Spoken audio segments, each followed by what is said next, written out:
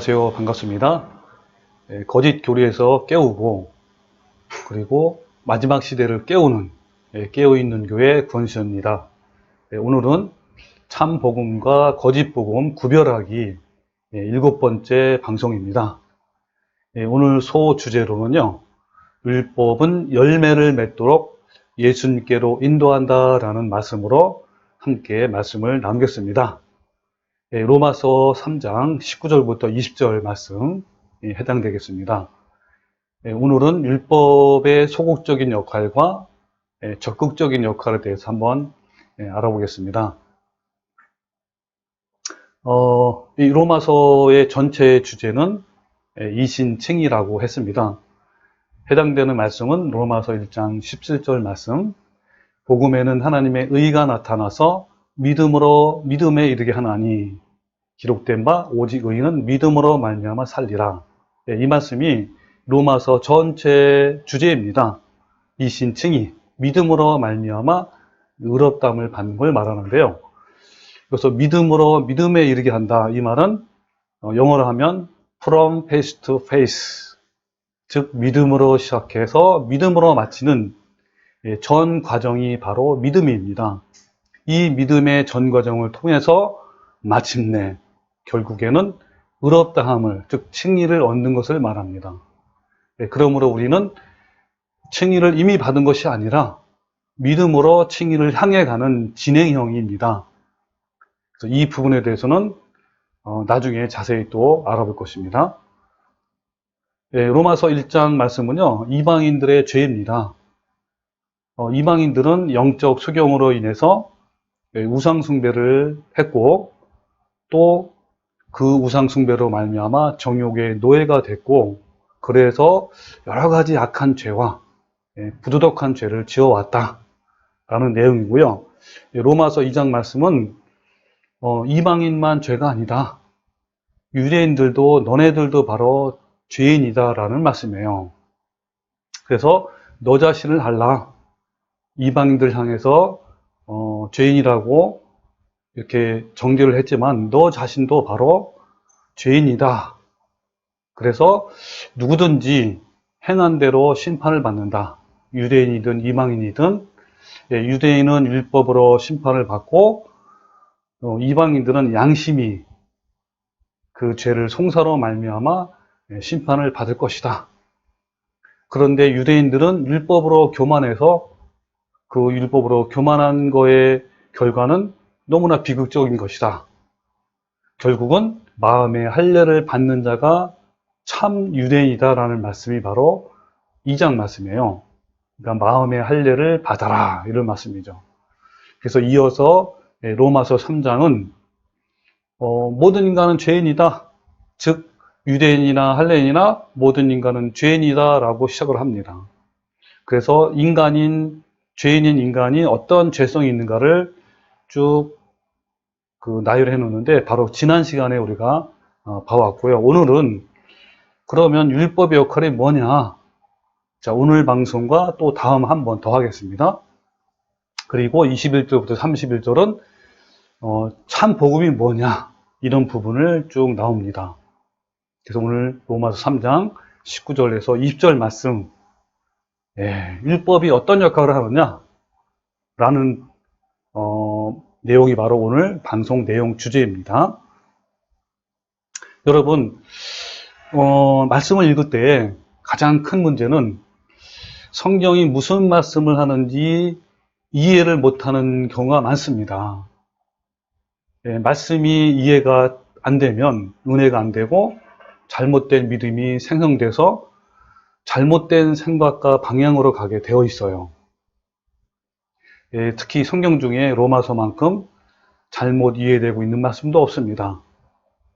특히 잘못 이해되고 있는 것 중에 바로 율법과 복음의 관계, 율법과 은혜, 그 다음 율법과 믿음, 사랑과의 관계가 바로 그것입니다. 그래서 구약 성경에서 율법은 사람으로 하여금 죄를 깨닫는 수단이라고 이렇게 계속 말씀하고 있는데, 유대인들은 율법을 통해서 의로워지려 하는 그런 수단으로 삼아왔습니다. 그래서 오늘부터 말씀하는, 즉 로마서 3장 19절부터 31절 말씀까지 계속 이어지는데요. 이 말씀은 율법의 기능과 참 복음이 무엇이냐라는 말씀입니다. 먼저 율법의 소극적 역할이 뭐냐? 자, 이 부분부터 한번 같이 알아보겠습니다. 예, 로마서 3장 19절부터 20절 보면 제가 읽어볼게요. 우리가 알거니와 무릇 율법이 말하는 바는 율법 아래에 있는 자들에게 말하는 것이니 이는 모든 입을 막고 온 세상으로 하나님의 심판 아래에 있게 하려 함이라. 그러므로 율법의 행위로 그의 앞에 의롭다 하심을 얻을 육체가 없나니 율법으로는 죄를 깨달음이라 그랬습니다. 여러분, 이 말씀에서 율법의 역할은 사람으로 하여금 죄를 깨닫게 한다고 말씀하고 있습니다. 예, 이와 같이 죄를 깨닫게 하는 것을 율법의 소극적 역할이라고 합니다. 예, 여기 말씀에서 율법이 말하는 바는 율법 아래에 있는 자들에게 말하는 것이니 라는 말씀은 바로 유대인들에게 인정하고 싶지 않는 말일 것입니다. 왜냐하면 지금까지 유대인들은요, 하나님께서 자기 백성들을 사랑하시고 자기들을 택하신 증표로 율법을 주셨다라고 생각하고 있기 때문입니다.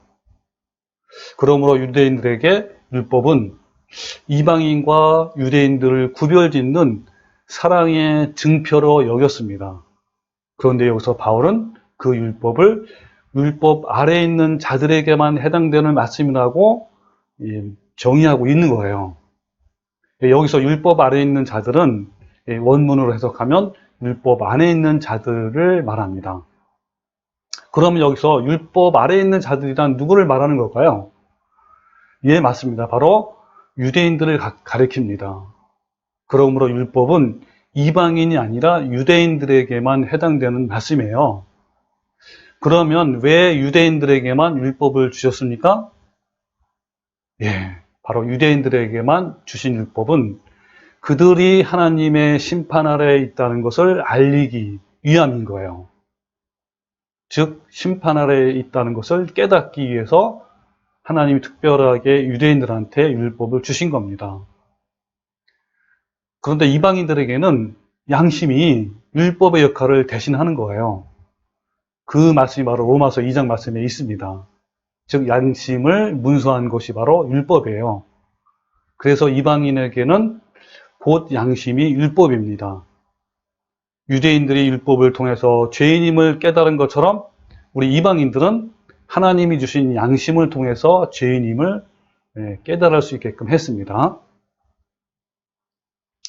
유대인들의 생각처럼 율법을 주신 것은 자기들만 사랑해서 또는 자기들을 택해서 주신 것이 아니고 율법을 통해서 너희들은 죽었다. 너희들은 본성적인 죄 때문에 심판을 피할 수 없다. 라고 고지하는 것을 말합니다. 너네들은 죄인이라 율법을 통해서 너네들은 바로 죄인임을 깨닫고 심판 아래에 있다는 것을 알리기 위해서 율법을 주신 것이죠. 그러므로 율법은 유대인들에게는 사망 고지서입니다. 또 심판 고지서입니다. 그러니까 사망을 알리는 것이고 또는 심판 아래에 있다는 것을 알려주는 것이 바로 율법이라는 거예요. 로마서 3장 19절 이는 모든 입을 막고 온 세상으로 하여금 하나님의 심판 아래에 있게 하려 함이라 라는 말씀이 바로 율법의 목적입니다. 유대인들이 그렇게 자랑했던 율법이 말하는 것은 구원에 있어서 특권도 아니며 이방인과 다를 것이 전혀 없고 여전히 너네들도 이방인처럼 하나님의 진노 아래에 있다는 것을 확실하게 알려주는 겁니다. 이는 모든 입을 막고, 여기에서 막고라는 것은 헬라어로 프라쇼입니다. 프라쇼. 이것은 보호하다, 방어하다. 즉 사람이 다른 말을 하지 못하도록 입을 완전히 봉쇄해버리는 역할을 하는 거예요. 입을 딱 막는 거예요. 봉쇄하는 거예요. 그러니까 율법은 죄에 대해서 명백하게 폭로하고 드러냄으로써 모든 사람이 자신들의 죄에 대해서 방어하거나 보호하지 못하게 하는 것이 바로 율법의 목적입니다. 그래서 바울은 유대인들의 어리석음을 지적한 거예요. 자, 로마 3장 20절, 그러므로 율법의 행위로 그의 앞에 의롭다 하심을 얻을 육체가 없다라고 했습니다. 자, 이걸 직역하면 그러므로 율법의 행위들로부터 모든 육체가 하나님 앞에서 의롭게 되지 않을 것이다 라는 말씀입니다. 그러니까 율법을 주신 목적과는 달리 유대인들은 율법으로 의롭다 하심을 얻으려고 한 거예요. 그래서 율법으로는 죄를 깨달음이라 라고 이렇게 바울은 분명하게 말씀하고 있습니다. 여기서 깨달음이라는 것은 헬라어로 에피그노시스, 그것은 정확히 알다 그런 뜻이에요. 그러니까 율법으로 죄를 정확하게 안다는 것이죠. 나에게 죄가 무엇인지 율법은 정확하게 알려준다는 겁니다. 그래서 율법은 죄를 깨닫는다라고 말하는 거예요. 한마디로 표현하면 율법은 뭐예요? 사망 고지서입니다. 그리고 심판 고지서입니다. 그래서 여러분, 율법이 어떤 역할을 하는지 정말 쉽고 아주 리얼하게 깨닫게 해주기 위해서 로마서 7장에 보면 바울의 고백이 나옵니다. 여러분, 이 바울의 고백을 보면요, 율법이 어떤 역할을 하는지 너무나 잘 알게 되어 있습니다. 자, 로마서 7장 7절에, 여러분, 로마서 7장은요, 사도 바울의 개인적인 고백이에요. 근데 우리에게도 해당되는 그러한 고백이 되는 겁니다. 자, 로마서 7장 7절을 보면, 그런즉 우리가 무슨 말 하리요? 율법이 죄냐? 그럴 수 없느니라. 율법으로 말미암지 않고는 내가 죄를 알지 못하였으니 곧 율법이 탐내지 말라 아니하였다라면 내가 탐심을 알지 못했을 것이다 라고 합니다. 다시 읽으면요, 율법이 탐내지 말라라고 하지 아니하였더라면 내가 누군 바울이죠? 바울이 탐심을 알지 못했다라고 하는 거. 이 말씀은 바울의 고백인데요. 여기서 이 율법은 여기서는 정확히 말하면 십계명이에요. 자, 율법이 탐심은, 즉 십계명에서 탐심은 죄라고 알려주지 않았더라면 사람들은 탐심을 죄라고 여기지 않았을 것입니다. 자, 왜냐하면 이웃의 것을 탐내는 것은, 그죠? 탐심하는 것은 실제로 이웃집에 있는 것을 갈취하거나 강도질하거나 도둑질하는 것이 아니기 때문에 얼마든지 합리화시킬 수 있잖아요. 그런데 바울은 여기서 율법에서, 특히 십계명입니다. 십계명에서 탐심은 죄라고 했기 때문에 죄라는 것을 깨닫게 되었다라고 하는 거예요. 여러분, 여기서 탐내지 말라라는 말씀은 어디서 나온 말씀이냐면 출애굽기 20장 17절 십계명 중에 10번째 계명입니다.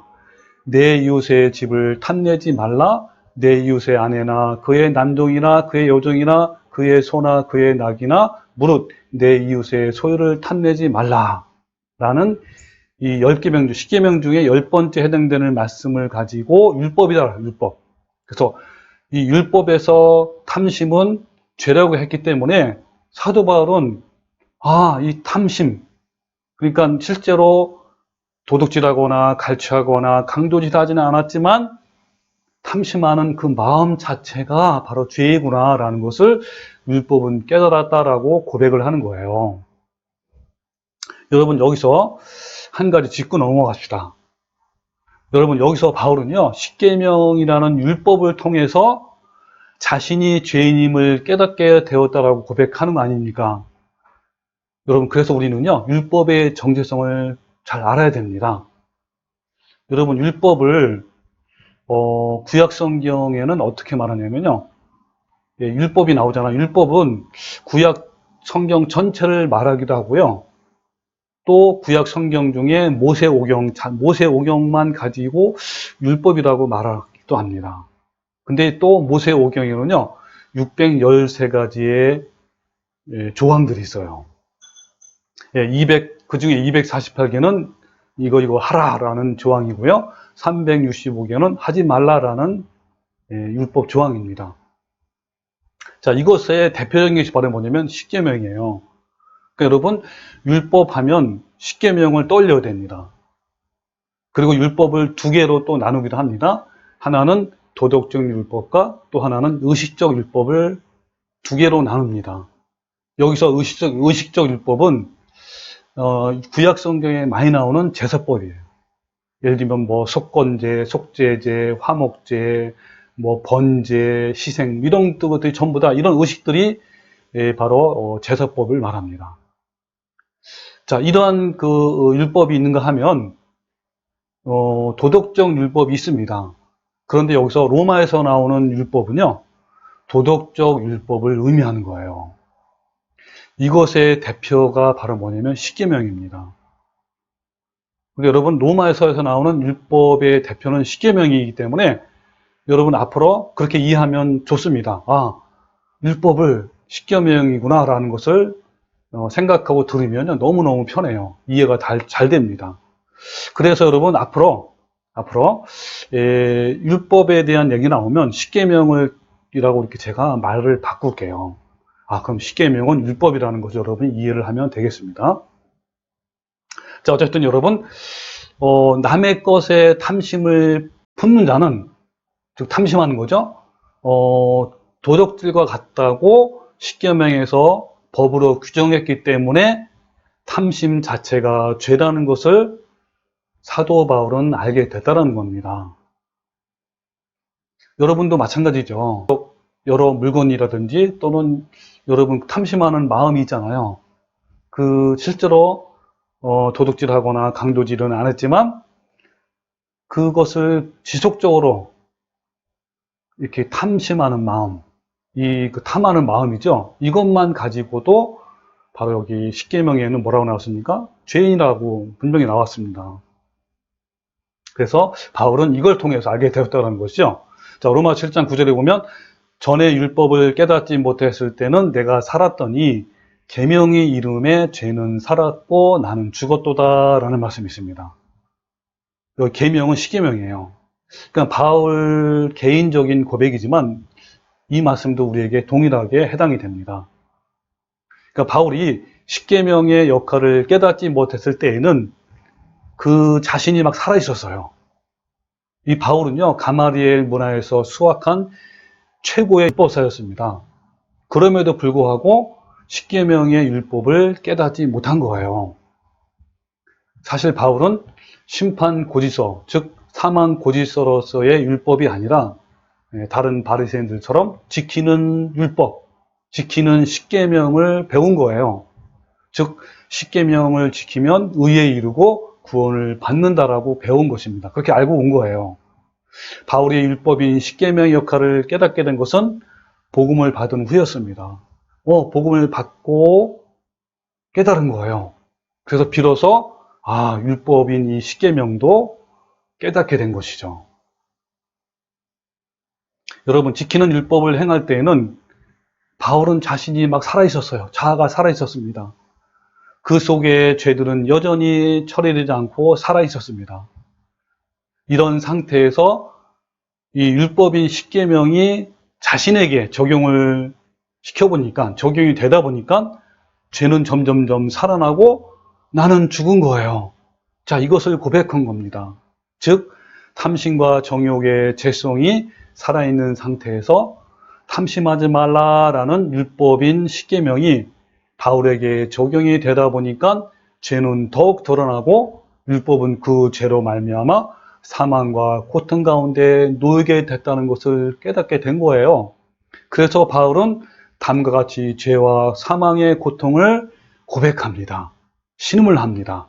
로마서 7장 22절 내 속사람으로는 하나님의 법을 즐거워하되 내 지체 속에 한 다른 법이 내 마음의 법과 싸워 내 지체 속에 있는 죄의 법으로 나를 사로잡아 오는 것을 보는도다. 오라 나는 곤고한 사람이로다. 이 사망의 몸에서 누가 나를 건져내라. 라고 죄와 사망의 어떤 고통을 느끼는 사도 바울의 고백입니다. 그러나 바울이죠. 복음을 받은 후에는 비로소 이 율법이 심판 고지서라는 것을 깨닫게 된 거예요. 여러분, 하나님은요, 처음부터 유대인들에게 율법인 십계명을 주실 때는 그 율법인 십계명으로 말미암아 그들을 살리기 위해서 주신 거예요. 이 율법인 십계명은요, 심판 고지서로서 죄를 깨닫게 하여 구속과 구원을 향하도록 하신 겁니다. 그러나 유대인들은 이 율법인 십계명을 지키는 십계명으로 바꿔버림으로써 자신 속의 죄, 즉 내 안에 있는 탐심과 정욕은 여전히 처리되지 못한 채 사망을 향하게 된 것입니다. 바울은 이제 그 속임수의 실체와 정체를 알고 지금 폭로하고 자백하고 고백하는 거예요. 로마서 7장 9절, 전에 율법을 깨닫지 못했을 때에는 내가 살았더니 계명의 이름에 죄는 살아나고 나는 죽었도다라고 이렇게 고백을 한 겁니다. 그 다음에 11절, 7장 11절, 죄가 기회를 타서 계명으로 말미암아 나를 속이고 그것으로 나는 죽였는지라 그랬습니다. 여러분, 바울은 그동안 속아왔습니다. 이 십계명, 율법이죠. 이 십계명을 지키는 율법으로 속임을 당해온 거예요. 그래서 자신 안에서 기회를 찾던 이 죄는, 탐심과 정욕은 율법인 십계명을 곡해한 겁니다. 그래서 십계명을 해야만 산다고 이렇게 곡해한 거예요. 그래서 지금껏 자신을 속여왔고 죽여왔다는 겁니다. 즉 그 십계명을 통하여 나를 속여왔고 죽여왔다고 고백을 한 겁니다. 그러니까 율법인 십계명으로 괴로워하는 사람들에게 또 다른 생명의 길이 있다는 것을 말씀하시고 있는 것이 바로 이 말씀이에요. 그것이 바로 이제 복음인 것이죠.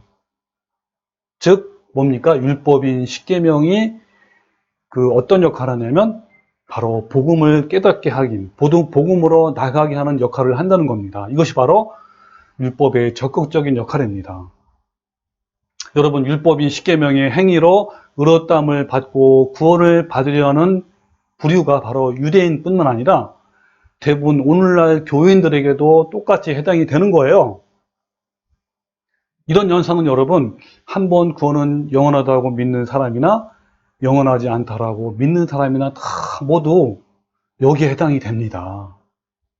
믿음으로 의롭다함을 받고 구원을 받는다고 알고는 있지만, 그렇게 말로는 주장하고 있지만 실제로요, 어때요? 은근히 자기 행위를 의지합니다. 특히 여러분, 담임 목사님들이 그 교단에서, 강단에서 한 번 구원은 영원하다라고 가르치면서 은근히 주일 성수와 11조를 막 강조합니다. 그러면 성도들은 어때요? 교인들은요, 주일 성수와 11조는 해야 구원을 받는다라고 이렇게 생각이 들게 되는 거예요. 그렇게 젖어드는 거예요. 그래서 많은 교인들이 예수님의 심판대 앞에 가면 아마 예수님께 다음과 같이 주장할 거예요. 나는요, 주일 예배와 금요 철학 모임에 꼬박꼬박 나갔고요, 11조 생활도 했고, 틈틈이 봉사와 해외 선교도에 다녀왔어요. 다른 사람들은요, 태양의 날인 일요일을 지켰는데, 저는요, 십계명에 나오는 안식일을 지켰어요. 주님, 저 잘했죠? 저 천국에 충분히 들어가겠죠? 라고 자기 행위에 의지를 하게 될 것입니다. 이렇게 또 주장할 거예요. 이것이 바로 사람의 마음이에요. 특히 우리 한국의 특유한 민속 토독신앙은 행위를 의지하는 데 많은 역할을 하게 될 것입니다. 여러분, 이스라엘 민족 전체가 바로 이 덫에 걸려 있어요. 유대인뿐만 아니라 대부분 교인들이 이 덫에 걸린 겁니다. 이것이 바로 율법이라는 덫에 걸린 거예요. 이런 현상은 자기를 사랑하는 부패한 인간의 죄성 때문에 그런 겁니다. 특히 여러분, 안식일 계통의 교인들은요, 십계명 중에 안식일을 기억하여 지키라는 이 네 번째 십계명이잖아요. 네 번째 계명에 완전히 꽂혀 있어서 안식일을 지켜야만 천국 간다고 생각하고 있는 거예요. 이 교인들은요, 특히 안식일 계통의 교인들은 완전히 십계명에 꼼짝없이 매여 있어서 하나님의 이 아가페 사랑을 알지 못합니다. 아니, 알 수가 없어요. 말로는 사랑을 이야기하지만 그의 모든 생각과 행동은 이 십계명에, 즉 율법에 매여 있는 거예요. 안식일을 지키는 것이 뭐 때로는 즐겁고 기쁘고 하나님을 사랑한다고 하는 것이라고 하지만 이것은 진짜 아가페 사랑을 알지 못하는 증거입니다. 자, 그 다음에 여러분, 율법의 적극적 역할을 한번 알아볼게요. 이 말씀은요, 갈라디아 3장 24절의 말씀에 해당됩니다.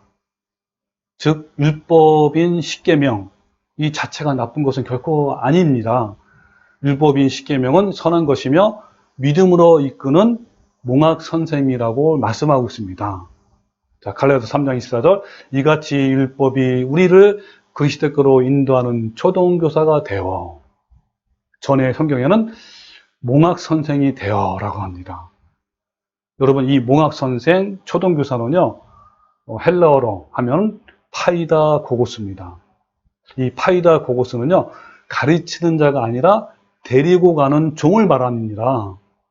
이 파이다온 플러스 고고스를 합친 언어예요.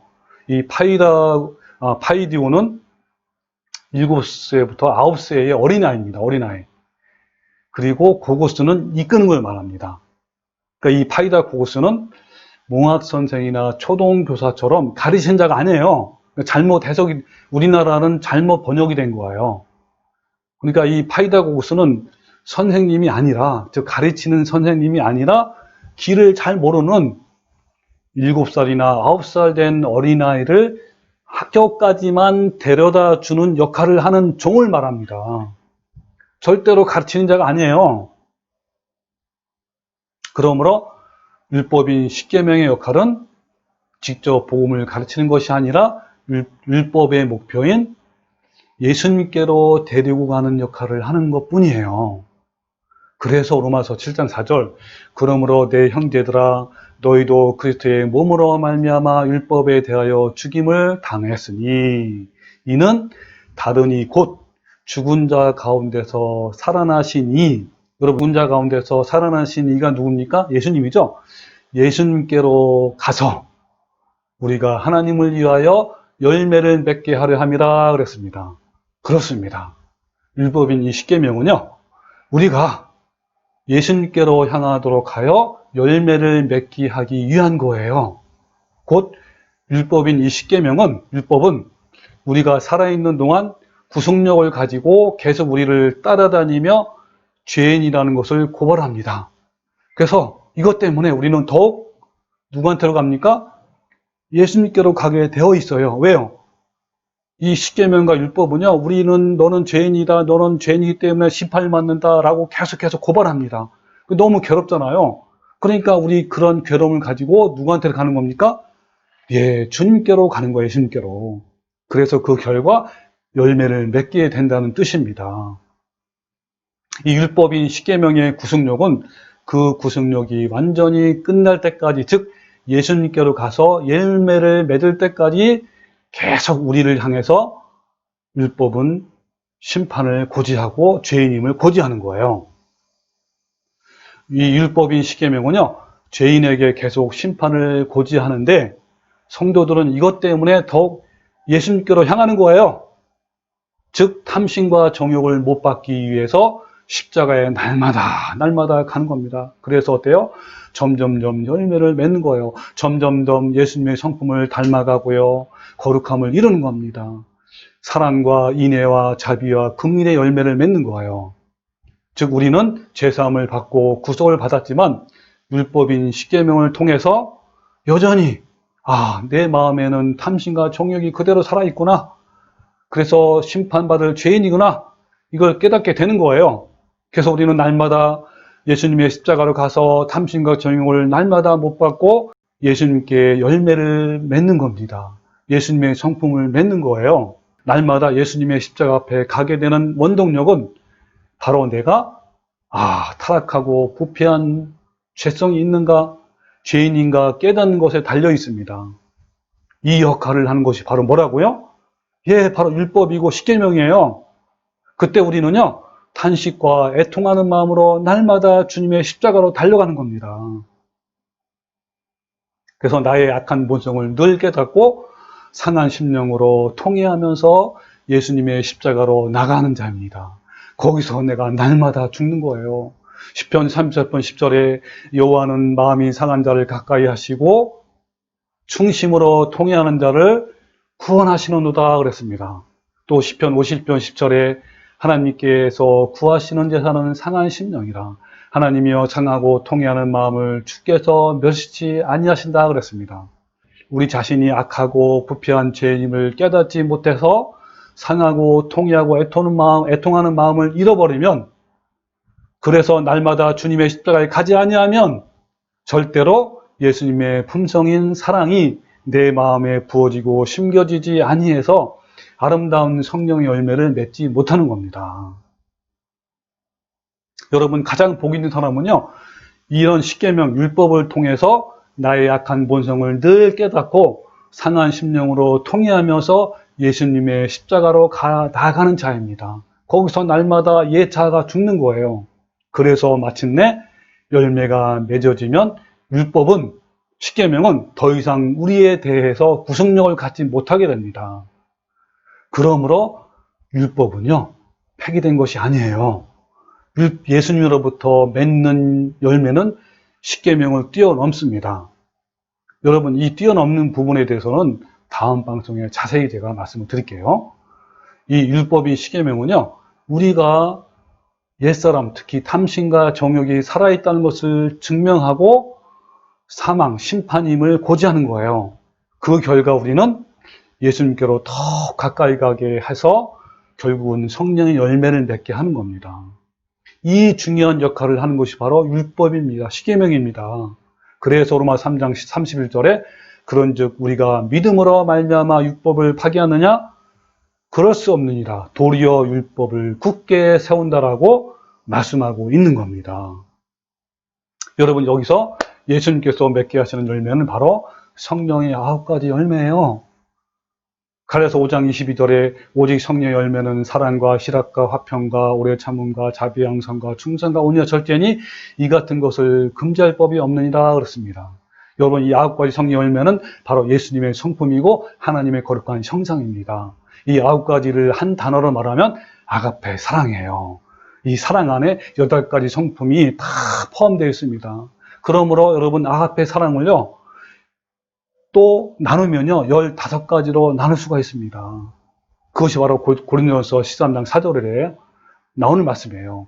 사랑은 오래 참고 온유하고 시기하지 아니하며 자랑하지 아니하며 거만하지 아니하며 물에 행하지 아니하며 자기 이익을 구하지 아니하며 이와 같이 15가지로 성품으로 나눌 수 있습니다. 여러분, 이 아가페 사랑에 대해서는 제 유튜브 채널을 보면 자세히 나왔습니다. 꼭 여러분 시청하시기 바랍니다. 여러분, 마태복음 22장 30절에 이런 말씀이 있어요. 예수께서 이르시되 내 마음을 다하고 목숨을 다하여 뜻을 다하여 주 너희 하나님을 사랑하라 하셨으니 이것이 크고 첫째 되는 계명이요 둘째도 이와 같으니 내 이웃을 내 자신과 같이 사랑하라 하셨으니 이 두 계명이 뭐라고요? 온 율법과 선지자의 강령이라 그랬습니다.